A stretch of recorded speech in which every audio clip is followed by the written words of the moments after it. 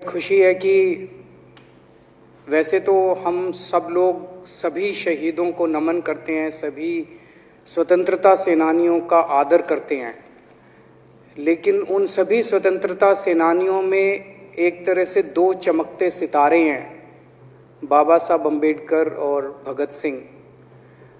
दिल्ली सरकार ने ये निर्णय लिया है कि बाबा साहब अम्बेडकर और भगत सिंह जी की तस्वीरें सभी दिल्ली सरकार के दफ्तरों में लगाई जाएंगी। कुछ दिन पहले पंजाब सरकार ने भी ये निर्णय लिया है कि पंजाब सरकार के भी सभी दफ्तरों में भगत सिंह और बाबा साहब अम्बेडकर की तस्वीरें लगाई जाएंगी। जब से ये ऐलान किया गया है, मैं तो सोच रहा था कि हमारे विपक्ष के साथी इसके ऊपर हमें बधाई देंगे, तारीफ करेंगे कि बहुत अच्छा निर्णय लिया गया। शुक्रिया।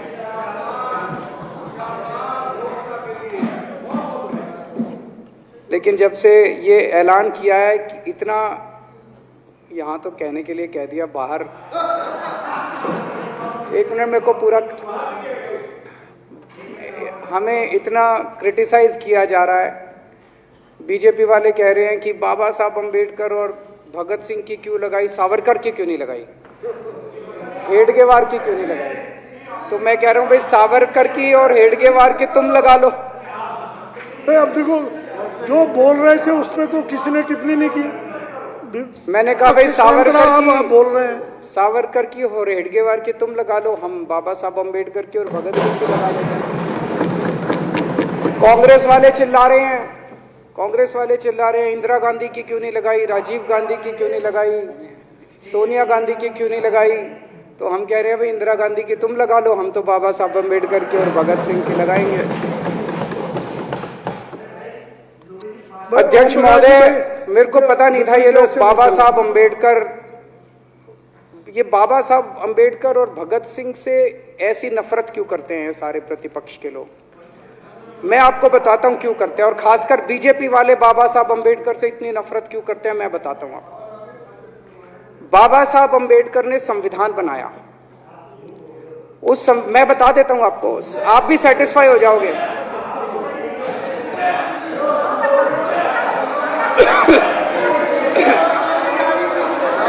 सुन के चले जाना। बाबा साहब का नाम सुनते ही वॉकआउट कर गए। बाबा साहब का नाम भी नहीं सुनना चाहते। बाबा साहब अम्बेडकर का नाम सुनते ही सुन तो लो।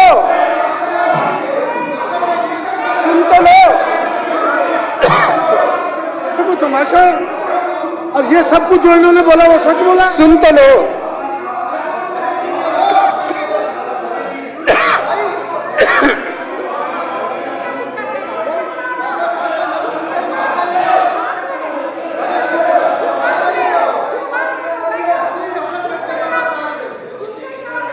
बाबा साहब अम्बेडकर ने, सदस्यों से प्रार्थना कर रहा हूं, अध्यक्ष महोदय, बाबा साहब अम्बेडकर ने, मुख्यमंत्री जी बोल रहे हैं, डिस्टर्ब ना करें प्लीज। नहीं, ये कोई तरीका। सत्य कौन बोल रहा था? सत्य क्या बिजुली जी ने बोला? सब आप बैठ जाइए। अब बाबा साहब अम्बेडकर ने देश का संविधान बनाया। संविधान में लिखा उन्होंने कि भारत के अंदर जनतंत्र होगा। इस जनतंत्र के अंदर चुनाव होंगे। चुनाव में जनता वोट डालेगी।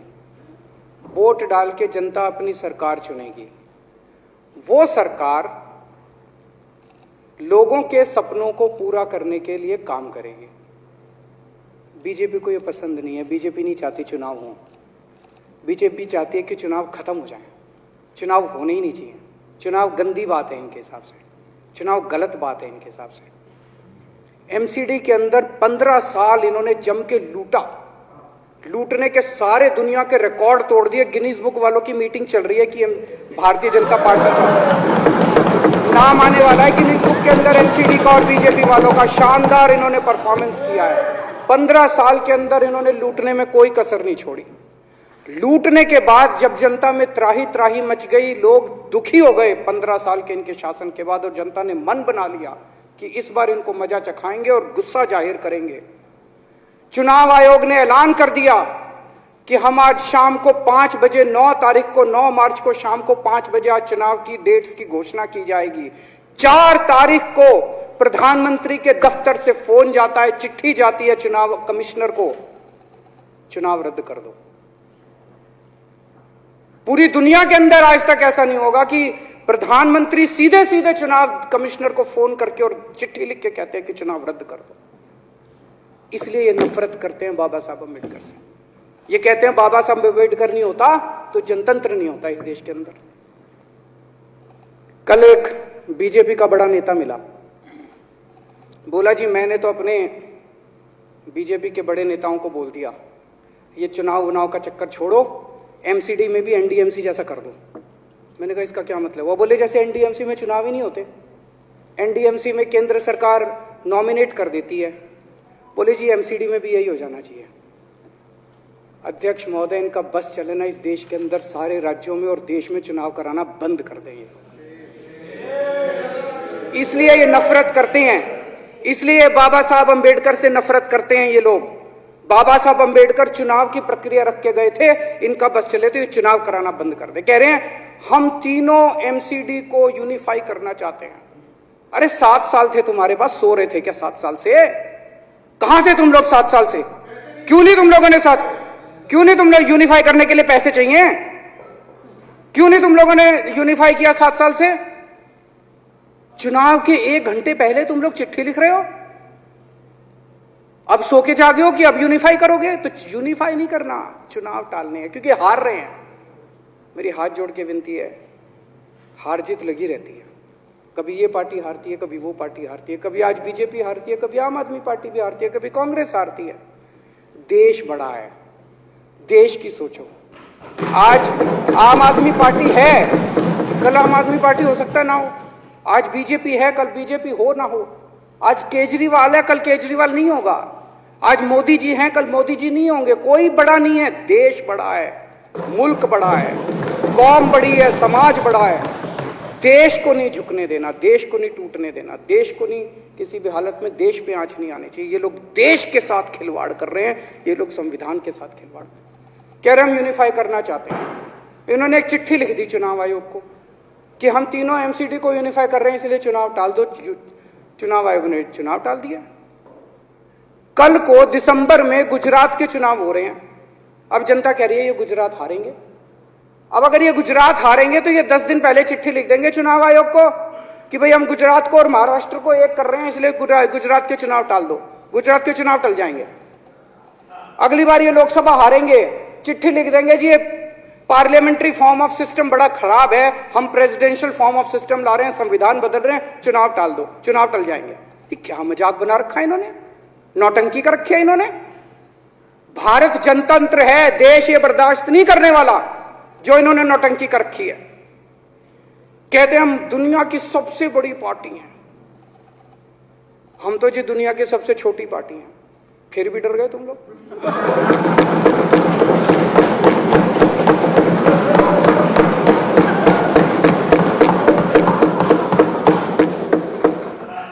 दुनिया की सबसे बड़ी पार्टी दुनिया की सबसे छोटी पार्टी से डर के भाग गई।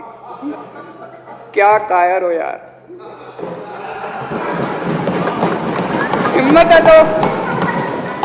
हिम्मत है तो चुनाव लड़के दिखाओ बीजेपी वालों, मान जाएंगे तुम।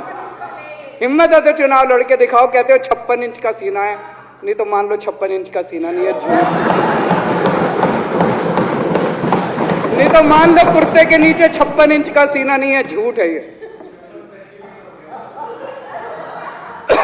कल मैंने देखा, आपको भी बुरा लगा, मैं आपके कमरे में जब चाय पीने आया, आपने मेरे साथ अपना दुख शेयर किया कि जब एलजी साहब ने भाषण शुरू किया, ये सारे खड़े हो गए नारे लगाने। क्या कश्मीर फाइल्स टैक्स फ्री करो, और पीछे से 2 जने कह रहे थे दारू की दुकानें बंद करो। अब इनको भी नहीं पता आज नारे किस चीज के लगाने। ऊपर से आया तो था ऊपर से आया तो था, तो 2 जने कह रहे थे दारू की दुकान बंद करो, आगे वाले कह रहे थे कश्मीर फाइल्स टैक्स फ्री करो, फिर दूसरे वाले ने कहा बे आज कश्मीर वाला नारा लगाना है। तो जैसे रैलियां होती हैं, उसमें कुछ टीवी वाले माइक लगा देते हैं कि हाँ जी किस लिए आए हो, तो वो यूं यूं देखता है किस लिए।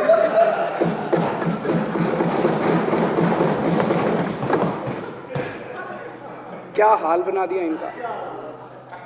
इसलिए थोड़ी राजनीति में आए थे, इसलिए थोड़ी राजनीति में आए थे। एक पिक्चर आई थी बंटी और बबली, उस पिक्चर में एक सीन था, कुछ लोग एक नेता के घर के सामने जाते हैं, हमारी मांगे पूरी करो, हमारी मांगे पूरी करो। नेता बाहर आता है, कहता है क्या मांगे हैं, तो सारे एक दूसरे की तरफ, उनको पता ही नहीं क्या मांगे। आज सारे देश की सारी भारतीय जनता पार्टी एक पिक्चर के पोस्टर लगा रही है गली गली में जाके। पूरी सारी भारतीय जनता पार्टी देश में एक पिक्चर के पोस्टर लगा रही है। इसलिए राजनीति करने आए थे, पिक्चरों के पोस्टर। अपने बच्चों को क्या जवाब दोगे? घर जाके बच्चे पूछेंगे पापा क्या काम करते हो? पिक्चरों के पोस्टर लगाता हूं।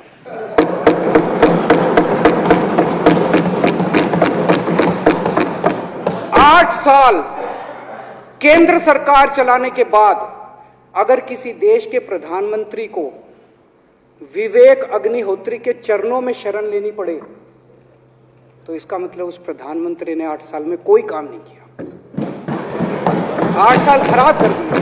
बताओ, विवेक अग्निहोत्री के चरणों में उनको शरण लेनी पड़ रही है, बचा लो बचा लो बचा लो। अगर किसी प्रधानमंत्री को कह रहे हैं कश्मीर फाइल्स टैक्स फ्री करो, अरे यूट्यूब पे डाल दो, फ्री फ्री हो जाएगी। टैक्स फ्री क्यों करा रहे हो? इतना ही तुमको शौक है, विवेक अग्निहोत्री को बोलो यूट्यूब पे डाल देगा, सारी पिक्चर फ्री है, सारे जने देख लेंगे एक ही दिन के अंदर। टैक्स फ्री की क्या जरूरत है? यूट्यूब पे क्यों नहीं डाल? कल एक मैंने अखबार में पढ़ा, हरियाणा के अंदर एक भारतीय जनता पार्टी का ही एक एमएलए था, उसने कहा आज मैं पार्क के अंदर इसकी फ्री स्क्रीनिंग करूंगा। तुरंत विवेक अग्निहोत्री का ट्वीट आया खट्टर साहब के, खट्टर साहब देखो ये फ्री में कर रहा है, इसको बोलो टिकट लेके करेगा। भाई साहब, कश्मीरी पंडितों के नाम पे कुछ लोग करोड़ों करोड़ों रुपए कमा रहे हैं, और तुम लोगों को पोस्टर लगाने का काम दे दिया। आंखें खोलो, क्या कर रहे हो तुम लोग? वो करोड़ों कमा गया, कश्मीरी पंडितों के नाम पे करोड़ों कमा गया, और तुम लोग पोस्टर लगाते रह गए। क्या हाल बना दिया तुम लोगों का यार। आंखें खोलो तुम लोग।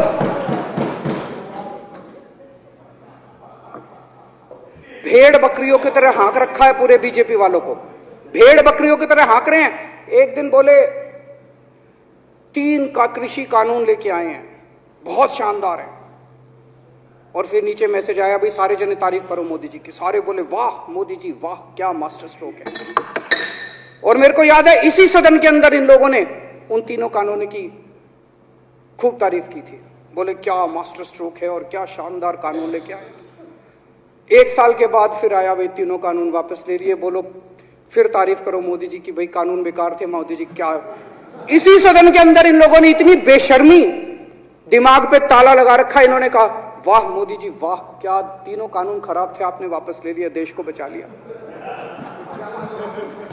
क्या मास्टर स्ट्रोक, ये क्या हाल बना दिया आप लोगों का यार। फिर थोड़े दिन बाद बोले भाई दारू की दुकानों के खिलाफ करो, फिर सारे जने दारू की दुकान बंद करो, दारू की। अब दारू ठीक हो गई दिल्ली में, आजकल तो शोर नहीं करते तुम लोग। अब कश्मीर फाइल आ गई, पहले कृषि कानून, रोज काम दे रखा है तुमको, कुछ ना कुछ ऊपर से आ जाता है, काम दे रखा है। अब दारू की दुकानें। मेरा एक ही निवेदन है मेरे बीजेपी के साथियों से, आप तो अपने ही हो, आप तो सब अपने, मेरे छोटे भाई बड़े भाई बिदुरी साहब तो बड़े भाई है मेरे, आप तो सारे अपने हो यार। थोड़ा सा देश के बारे में सोचो यार, थोड़ा देश के बारे में सोचो। हिटलर भी जो था वो कम से कम अपने चमचों को नौकरी देता था, रोजगार देता था। इतिहास उठा के पढ़ो, उसने रोजगार तो दिया था। इन्होंने क्या दिया आपको? आपके बच्चों को नौकरी दी, आपके घर में कोई खाने पीने का इंतजाम करा, आपकी बिजली का इंतजाम करा। केजरीवाल काम आता है आपके भी घर की बिजली फ्री कर रखी है। दिल्ली के 12 लाख बच्चों को नौकरी दी है मैंने, स्कूल ठीक कर दिए, अस्पताल ठीक कर दिए। आपके घर में कोई बीमार हो, केजरीवाल दवाई पहुंचाता है, मोदी दवाई नहीं पहुंचाता। केजरीवाल काम आया। मैं बीजेपी के सारे कार्यकर्ताओं से कहना चाहता हूं, थोड़ा सा दिमाग खोलो। बीजेपी के सारे सपोर्टर्स को कहना चाहता हूं, थोड़ा सा दिमाग खोलो। ये भेड़ चाल बंद करो। भेड़ बकरियों की तरह हाँक रहे हैं ये आपको, ये सब बंद करो। दिमाग खोल के सारे जने बीजेपी छोड़ के आम आदमी पार्टी में आ जाओ।